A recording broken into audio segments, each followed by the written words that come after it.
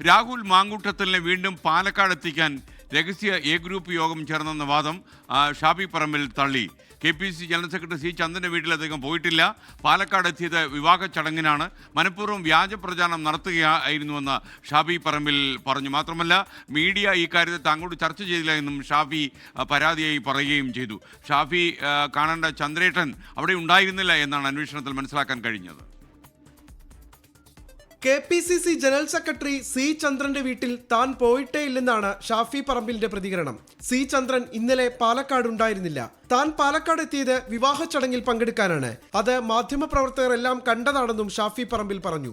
ഇപ്പം ഞാൻ അവിടെ പോയിട്ടേ ഇല്ല എന്നുള്ളത് ഒന്ന് അന്വേഷിച്ചാൽ മനസ്സിലാക്കാവുന്ന ഈ പറയുന്ന C. ചന്ദ്രേട്ടൻ KPCC ജനറൽ സെക്രട്ടറി അദ്ദേഹം ഇന്നലെ പാലക്കാടേ ഇല്ലാഞ്ഞു ഇന്ന് രാവിലത്തെ വെസ്റ്റ് കോസ്റ്റിലാണ് വന്നത് എന്നുള്ളത് ടിക്കറ്റും ഫോട്ടോയും സഹിതം ഒരു മനുഷ്യൻ കാണിച്ചിട്ട് നിങ്ങൾ അടുത്ത വരി കൊടുക്കുന്നത് നിഷേധിച്ച് ഷാഫി എന്നുള്ളത്, അപ്പോഴും അവിടെ യോഗം ചേർന്നു എന്നുള്ളത് നിങ്ങൾ ഒഴിവാക്കുന്നില്ല.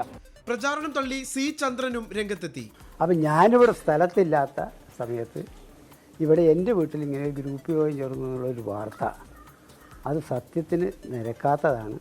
രാഹുലിനെ തിരികെ എത്തിക്കാൻ നീക്കം നടക്കുന്നുവെന്ന വാർത്ത പുറത്തു വന്നതിനു പിന്നാലെ അതൃപ്തി അറിയിച്ച കോൺഗ്രസിൽ ഒരു വിഭാഗം രംഗത്തെത്തിയിരുന്നു.